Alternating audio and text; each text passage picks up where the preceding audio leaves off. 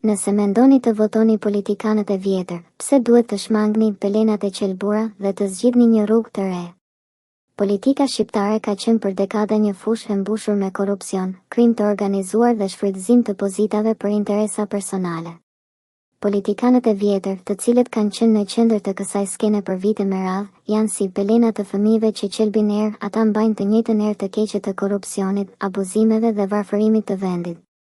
Nëse mendoni të jepni votën tuaj partive të reja, është e rëndësishme të bëni një zgjedhje të ndërgjegjshme dhe të mos përsërisni gabimet e së kaluarës.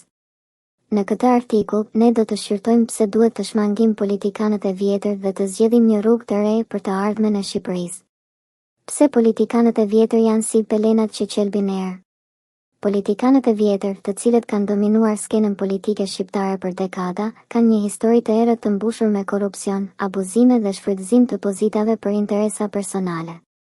Ata kanë përdorur pushtetin si një mjet për të pasuruar veten dhe rrethin e tyre të ngushtë, duke lënë popullin në varfëri dhe mungesë të shërbimeve themelore. Në vend që të punojnë për mirëqenien e përbashkët, këta politikanë kanë shndërruar institucionet shtetërore në makina për të mbledhur pasuri dhe për të forcuar pozitat e tyre personale.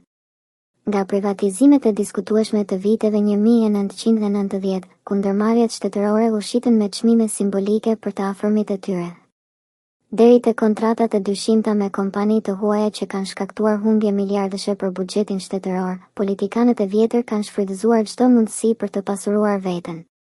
Ata kanë krijuar një sistem ku korrupsioni është i normalizuar dhe ku meritokracia është zëvendësuar nga nepotizmi dhe favorizimi i atyre që janë të afërt me pushtetin. Për më tepër, këta politikanë kanë qenë përgjegjës për destabilizimin e vendit përmes politikave të tyre të ndarjes dhe konfliktit. Në vend që të punojnë për një shoqëri më të bashkuar dhe të drejtë, ata kanë përdorur retorikën e urrejtjes dhe kërcënimeve për të mbajtur popullin të ndarë dhe të frikësuar. Kjo ka çuar në një mungesë të plotë të besimit në institucionet dhe në politikën në përgjithësi. Në fund të fundit, politikanët e vjetër kanë kthyer Shqipërinë në një vend ku korrupsioni dhe abuzimet janë bërë pjesë e përditshmërisë, duke e lënë popullin në një gjendje të përhershme të pasigurisë dhe varfërisë. Është koha që të refuzojmë këtë trashëgimi të errët dhe të zgjedhim një rrugë të re, ku politika të jetë në shërbim të popullit dhe jo e kundërta. 1. Korrupsioni dhe abuzimet e pushtetit. Politikanët e vjetër janë bërë objekt kritikash të ashpra për shkelje sistematike të parimeve të integritetit dhe transparencës. Ata kanë shfrytëzuar pozitat e tyre për të përfituar nga marrëveshje të dyshimta, duke favorizuar një rreth të ngushtë bashkëpunëtorësh dhe mish, duke anashkaluar procedurat ligjore dhe konkurruese që garantojnë drejtësi dhe efikasitet. Kontratat e mëdha shtetërore janë shpërndarë në mënyrë arbitrare, shpesh pa asnjë garanci cilësore dhe me kosto të larta për buxhetin publik. Kjo sjellje ka rezultuar jo vetëm në humbje financiare të konsiderueshme për shtetin, por edhe në një degradim të shërbimeve publike, duke lënë qytetarët pa akses të duhur në shërbime thelbësore si shëndetësia, arsimi dhe infrastruktura. Mungesa e transparencës dhe llogaridhënies ka thelluar edhe më tej krizën e besimit ndaj institucioneve, duke krijuar një mjedis të favorshëm për korrupsionin dhe abuzimet e tjera të pushtetit. Kjo situatë ka kërkuar ndërhyrje urgjente nga ana e organeve të drejtësisë dhe ndërkombëtare, si dhe një rishikim të plotë të politikave dhe mekanizmave të kontrollit për të parandaluar abuzimet të ngjashme në të ardhmen. 2. Krimi i organizuar dhe lidhjet me krimin. Shumë politikanë të vjetër janë në qendër të skandaleve që lidhen me bashkëpunimin e tyre të ngushtë me grupe kriminale, duke formuar një lidhje të errët midis pushtetit politik dhe krimit të organizuar. Këto akuza përfshin një spektër të gjerë aktivitetesh ilegale, nga përfshirja në trafikimin e drogës dhe armëve deri te manipulimi i projekteve infrastrukturore me qëllim fitimi personal. Politikanët e tillë kanë shfrytëzuar influencën dhe burimet e tyre për të mbrojtur interesat e këtyre grupeve, duke krijuar një mjedis ku krimi i organizuar ka mundur të operojë me lehtësi dhe të zgjerojë aktivitetet e tij. Ky bashkëpunim i fshehtë ka pasur pasoja të rënda për vendin, duke dëmtuar jo vetëm imazhin e tij ndërkombëtar, por edhe duke dëmtuar sigurinë dhe stabilitetin e brendshëm. Qytetarët kanë pësuar direkt ndikimin negativ të këtyre veprimeve, duke përfshirë rritjen e krimit, dobësimin e besimit në institucione dhe mungesën e investimeve të cilësueshme në infrastrukturë. Në këtë kontekst, është bërë e domosdoshme një hetim i thellë dhe i pavarur për të zbardhur të gjithë rrjetin e korrupsionit dhe kriminalitetit, si dhe për të ndërmarrë masa rigoroze ndaj të përfituarve. duke përfshirë konfiskimin e pasurive të paligjshme dhe ndjekjen penale të të gjithë të përfshirëve. 3. Shfrytëzimi i pozitave për interesa personale. Politikanët e vjetër kanë shndërruar pozitat e tyre publike në një mjet për akumulimin e pasurive të pashpjegueshme, duke e kthyer pushtetin në një burim të përfitimeve personale dhe familjare. Pasuritë e tyre egzageruese, të cilat shpesh nuk mund të justifikohen me të ardhurat e tyre zyrtare, janë bërë simbol i korrupsionit dhe abuzimit të sistemit. Ata kanë favorizuar në mënyrë të pandershme bizneset të afërta me qarqet e pushtetit, duke i dhënë atyre kontrata të favorshme, leje ekskluzive dhe përfitime të tjera në këmbim të mbështetjes politike ose përfitimeve financiare. Kjo sjellje ka krijuar një sistem të shtrembëruar ku interesa private mbizotërojnë mbi të mirën publike, duke lënë popullin në varfëri dhe pa akses në shërbime themelore si shëndetësia, arsimi dhe infrastruktura. Ndërkohë, politikanët dhe familjet e tyre kanë jetuar një stil jete luksoz, i papajtueshëm me realitetin e përditshëm të qytetarëve të thjeshtë. Kjo mungesë e drejtësisë dhe e barazisë ka thelluar më tej divergjencën midis elitës politike dhe popullit, duke krijuar një ndjenjë të fortë mospërfilljeje dhe mungesë besimi ndaj institucioneve. Për të ndaluar këtë rreth vicioz, është e nevojshme një reformë e thellë e sistemit, duke përfshirë rreptësimin e ligjeve kundër korrupsionit, transparencën e pasurive të politikanëve dhe krijimin e mekanizmave të pavarur për monitorimin e veprimtarisë së tyre. Vetëm në këtë mënyrë mund të rivendoset besimi i qytetarëve dhe të sigurohet një shpërndarje më e drejtë e burimeve publike. Pse duhet të shmangni listat e mbyllura dhe favorizimin e familjes? Një nga problemet më të thella dhe të qëndrueshme të politikës shqiptare është përdorimi i listave të mbyllura, një mekanizëm që ka lejuar favorizimin e familjes, fisit dhe të afërmve në shpërndarjen e pozitave dhe burimeve publike. Kjo praktikë ka krijuar një sistem të mbyllur dhe të korruptuar, ku politikanët vendosin në pozicione kyçe persona të pa filtër, por të lidhur ngushtë me ta përmes lidhjeve familjare, martësore ose miqësore. Në vend që të promovohen individet më të përgatitur dhe me kompetenca, prioriteti i këtyre politikanëve ka qenë ruajtja e kontrollit dhe zgjerimi i rrjeteve personale të influencës. Kjo ka çuar në një mungesë të mprejtë të meritokracisë, duke e bërë sistemin politik të pandjeshëm ndaj nevojave reale të qytetarëve dhe duke penguar zhvillimin e vërtetë të vendit. Në këtë mjedis, talentet dhe idetë e reja janë anashkaluar, ndërsa korrupsioni dhe nepotizmi janë bërë norma. Si pasojë, besimi i qytetarëve në institucionet është dëmtuar ndjeshëm, duke krijuar një ndjenjë të përgjithësuar të pafuqisë dhe mospërfilljes ndaj proceseve demokratike.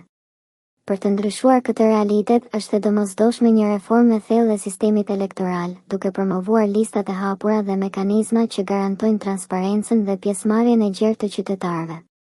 Vetëm në këtë mënyrë mund të krijohet një sistem politik më i drejtë dhe më përgjegjës, ku kompetenca dhe meritokratia të jenë në qendër të vendimmarrjes. 1. Listat e mbyllura, një sistem i korruptuar. Listat e mbyllura përfaqësojnë një nga mënyrat më problematike për të ruajtur pushtetin brenda një eliti të ngushtë politike, duke e kufizuar qasjen e qytetarëve në procesin e zgjedhjes së përfaqësuesve të tyre të vërtetë. Në këtë sistem, vendimi se kush do të jetë në listë dhe, në fund të fundit, kush do të arrijë në pozita pushteti, mbetet në duart e një grupi të vogël njerëzish, shpesh të lidhur me interesa të fshehta dhe marrëdhënie personale.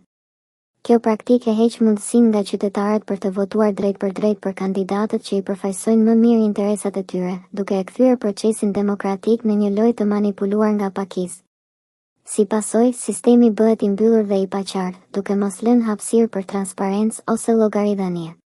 Politikanët që përfitojnë nga kjo skemë shpesh veprojnë si të paprekshëm, duke mos u ndjerë të detyruar të përgjigjen para opinionit publik për vendimet e tyre, sepse pozita e tyre nuk varet nga besimi i qytetarëve, por nga mbështetja e pakicës që kontrollon listat. Kjo ka çuar në një mjedis politik të mbushur me korrupsion, nepotizëm dhe mungesë të plotë të përgjegjësisë, ku interesa personale mbizotërojnë mbi të mirën e përbashkët. Për të kthyer besimin e qytetarëve dhe për të rivendosur parimet e demokracisë, është e domosdoshme të eliminohen listat e mbyllura dhe të zbatohen mekanizma që garantojnë zgjedhje të hapura, transparente dhe të drejta, ku qytetarët të kenë fjalën e fundit për të përfaqësuarit e tyre. 2. Favorizimi i familjes dhe fisit. Shumë politikanë të vjetër kanë shfrytëzuar pozitat e tyre publike për të përparuar interesat e familjes dhe fisit, duke e kthyer pushtetin në një mjet për pasurim dhe influencë personale. Kjo ka ndodhur nëpërmjet vendosjes së familjarëve dhe të afërmve në pozita të larta administrative dhe politike, madje edhe kur këta persona nuk posedojnë kualifikimet e nevojshme. Përveç kësaj, politikanët kanë përdorur influencën e tyre për të drejtuar kontrata shtetërore dhe projekte publike drejt bizneseve të lidhura me ta, duke krijuar një rreth vicioz ku burimet e shtetit shfrytëzohen për përfitime private. Kjo sjellje ka çuar në një shpërndarje të padrejtë të mundësive dhe burimeve, ku vetëm një grup i vogël njerëzish përfitojnë në kurriz të shumicës. Në këtë sistem, interesi publik është lënë pas dore, ndërsa interesa personale dhe ato të ngushta janë vendosur në qendër të vendimmarrjes. Si pasojë, shërbimet publike janë dobësuar, projektet janë kryer me cilësi të ulët dhe buxheti shtetëror është shfrytëzuar në mënyrë jo efikase.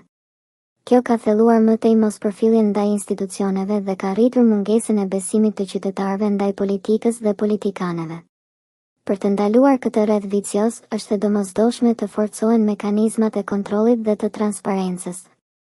Të ndërmarren masa kundër nepotizmit dhe të promovohet një kulturë e re politike ku meritokratia dhe interesi publik të jenë në qendër të çdo vendimi. Pse duhet të zgjidhni partitë e reja dhe njerëzit e rinj? Nëse dëshironi një të ardhme më të mirë për Shqipërinë, është thelbësore të jepni një shans partive të reja dhe njerëzve të rinj, të cilët sjellin një vizion të freskët dhe një qasje inovative ndaj politikës. Ndryshe nga politikanët e vjetër, të cilët janë të ngulur në praktikat e korrupsionit dhe nepotizmit, këta njerëz të rinj ofrojnë një mundësi për të thyer qarqet e mbyllura të pushtetit dhe për të krijuar një sistem më të hapur dhe të drejtë. Ata janë të papërvojë në lojrat e politikës së vjetër, gjë që i bën më pak të prirur për të përfshirë në skema të dyshimta dhe më të përpikt në respektimin e parimeve të integritetit dhe transparencës. Përveç kësaj, ata janë më të hapur ndaj ideve të reja dhe më të përgatitur për të ndërmarrë reforma të nevojshme që kanë qenë të vonuara për dekada. Këta njerëz të rinj nuk janë të lidhur me ngarkesat e së kaluarës dhe kanë mundësinë të ndërtojnë një politikë të re, të fokusuar në nevojat reale të qytetarëve dhe në zhvillimin e qëndrueshëm të vendit.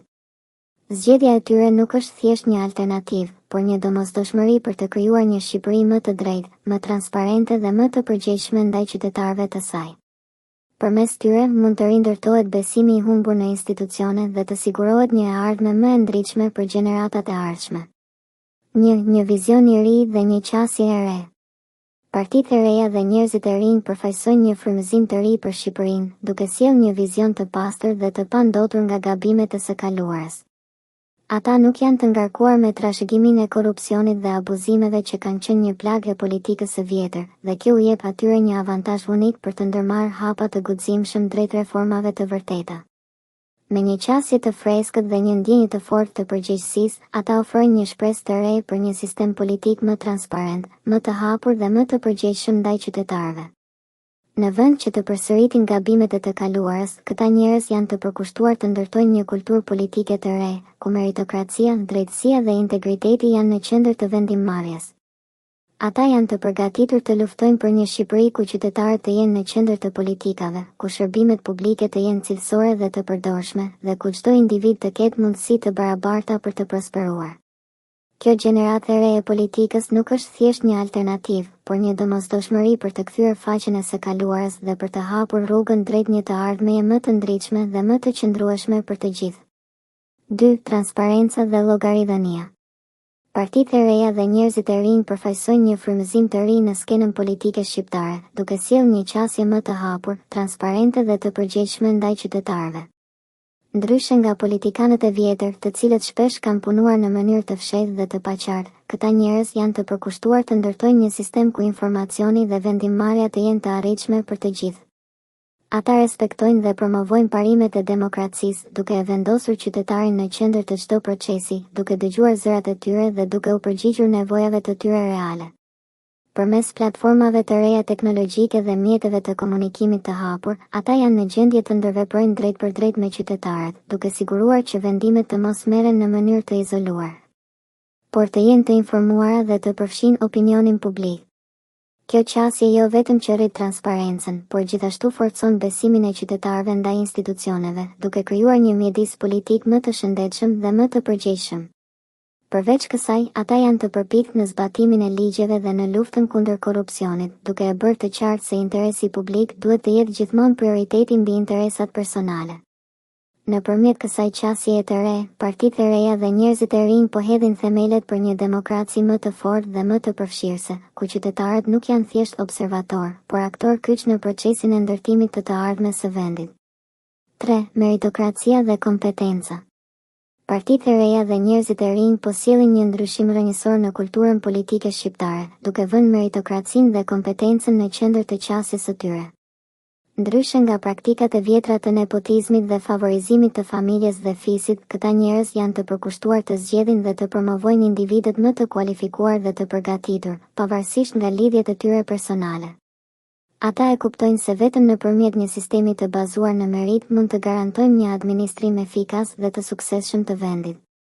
Kjo qasje nuk është thjesht një parollë, por një parim themelor që udhëheq vendimet e tyre, duke siguruar që pozitat kyçe të mbushen me persona të aftë dhe me eksperiencë, të cilët janë në gjendje të përmbushin detyrat e tyre me integritet dhe profesionalizëm.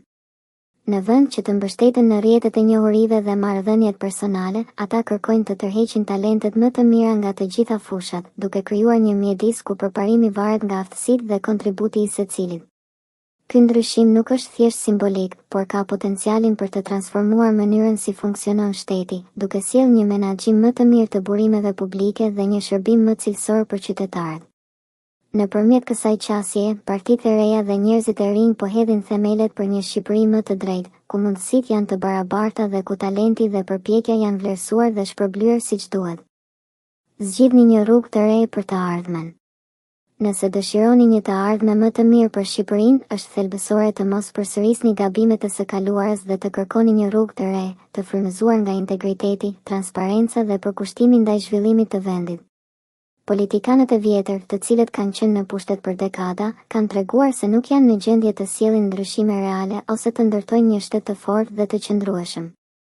Në vend të kësaj, ata kanë thelluar krizat, rritur varfërinë dhe shkaktuar mospërfillje ndaj institucioneve, duke e lënë vendin në një gjendje të pandërprerë të paqëndrueshmërisë.